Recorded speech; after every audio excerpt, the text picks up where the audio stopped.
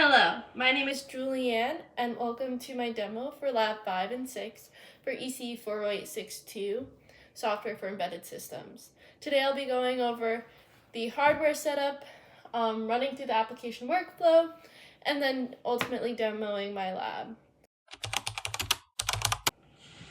Okay, I'll go over the hardware setup for this lab. In this lab, I'm using a breadboard. On it, I have an ESP32 and an MPU 6050. The ESP32 Feather V2 is connected to my laptop via USB-C connection. I connected the voltage pin to the voltage rail and the ground pin to the ground rail of the breadboard.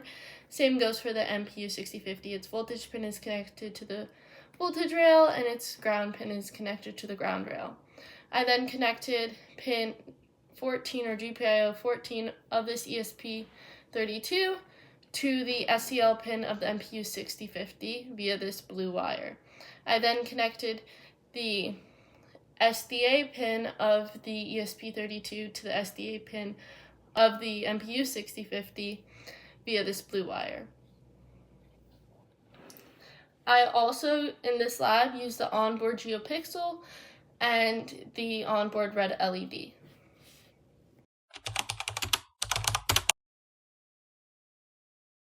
I will now do a general walkthrough of the application workflow, just so we get a gist for the demo. So in this lab, I use Google Assistant to make voice commands sent to my IFTTT account where I have 3 applets. This is just showing you one of them. Okay, quick intermission here, just to show you the 3 applets I use. I have one for activating the motion sensor. This is it uses an activate scene trigger. It's the voice command for Google Assistant that's okay Google, activate, turn on, and then it makes the web request to ThingSpeak. I also have an applet for deactivating the motion sensor. This uses the activate scene trigger of activate, turn off, and makes a web request to ThingSpeak to turn it off with a value of 0. This one activates with the value of 1. And then I have my third applet, which is for receiving a web request to send a notification from the IFTTT app.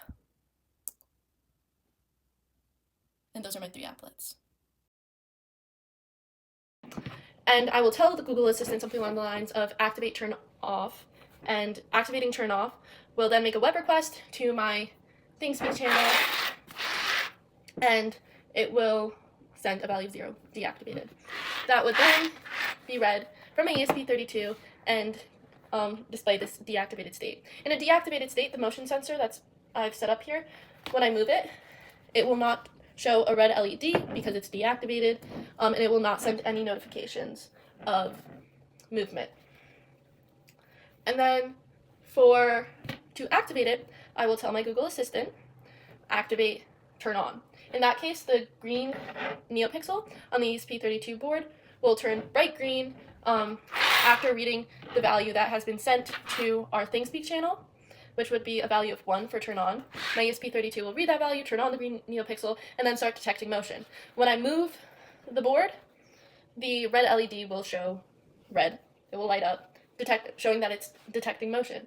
It will then send a notification to my FTT account, and it will show that this is being moved and the XYZ values. Okay, so hopefully you can see my terminal, which is what the ESP32 is seeing, along with my ThingSpeak chart, with field 1 being the sensor state. As I explained earlier, 1 is for activated, 0 is deactivated.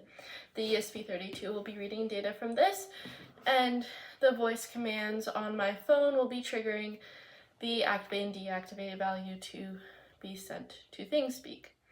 So currently nothing is running, and my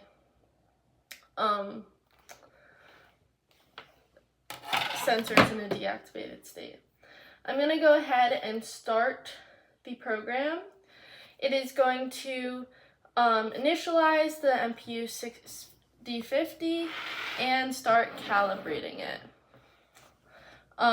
We should see a Z value close to that of gravity. Here it's reading 8.56, which is around 9.8 or whatever the value of gravity is. and that acceleration. And then it connects to the Wi-Fi of my apartment, and the system is now ready and waiting for commands. We get that notification right here, and it started reading the ThingSpeak sensor state, which is 0, deactivated. Okay, so I'm gonna go over to my Google Assistant here, and I'm gonna tell it to activate the motion sensor. So, hey Google, activate, turn on. Sure, activating the turn on. Okay, so we see it activated here, and I've been testing it recently, but we see a new data point pop up over here. The time's 8:41, so it's a little bit after 8:30, which is when I gathered these data points. So the sensor state is now popped up to 1. That means it's activated. We see here on the board that the NeoPixel is bright green, but we also see, let me take you down, that there is no red LED because it is currently motionless. Let me put you back up there 1 second. Okay. So I'm now going to open up my IFTTT app and move my motion sensor in all different directions. So now we see a red LED, and we just got a notification, but you can't see it, and we get a notification there. It's reading about every 10 seconds. I put it flat. We're getting no notifications. Sorry, that's my profile, but no notifications here. But then if I pick it up one more time and move it around, we get a notification. Okay, again, it's flat now, and we have no red LED. We also see over here that every time we're detecting motion and sending that notification, I'm also outputting the XYZ values that are included in that notification, which X values we're seeing is like 6.6, Y of 0.89 to 5.23, and Z values of 5.93, 4.16. So those values are changing with the motion. Currently, it's not reading any motion because it's flat on the ground, and it is just every 30 seconds here checking for the sensor state, which is activated. I'm going to go ahead and put it in a deactivated state, which is done by saying, okay Google,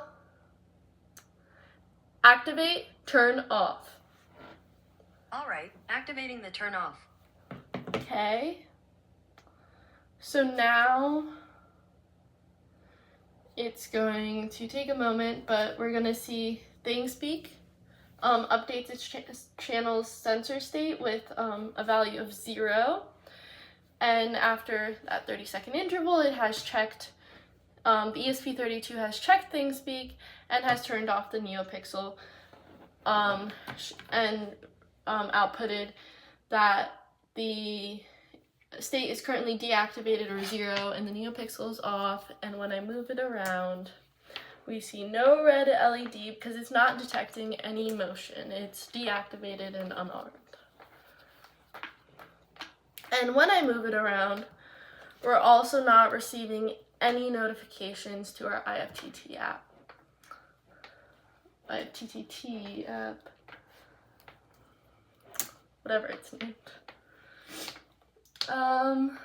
And that is showing the deactivated state. I'm going to activate it one more time and deactivate it one more time just to show that it works. Hey Google, activate, turn on. Got it. Activating the turn on.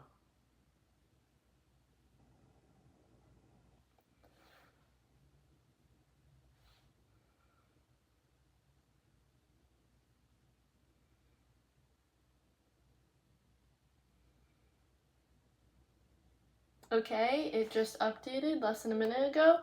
We get a new data point. The ESP32 just read the ThingSpeak sensor state in the channel, and it's at 1. We're getting a notification that the motion is being detected, but when it's flat, no notifications. No motion is being detected. Okay. Outputting the XYZ values here. Okay. Okay, Google, activate turn off.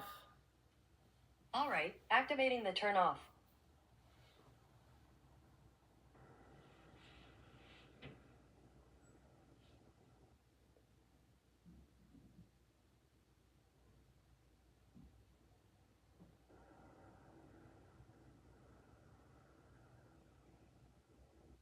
Okay, so we get a data value down here. The sensor's turned off. No red LED, no motion detection, and no notifications. That concludes lab 5 and 6. I will, in the next clip, show you the outputted values. Thank you. Okay, I just wanted to come on and just show this is the terminal output that was being output, the calibration, connection to Wi-Fi. Every 30 seconds I'm checking ThingSpeak. It's started in a deactivated state, activated, the motion detection, and the notification sent and the values that were sent in it. For X, Y, and Z, reading it's activated, reading it's off, activated again, the notification. And that is what our ESP32 is doing during this lab, and just the channel for sensor state, and the values for deactivated being 0 and 1, and this is just what's been occurring in my testing. Okay, thank you.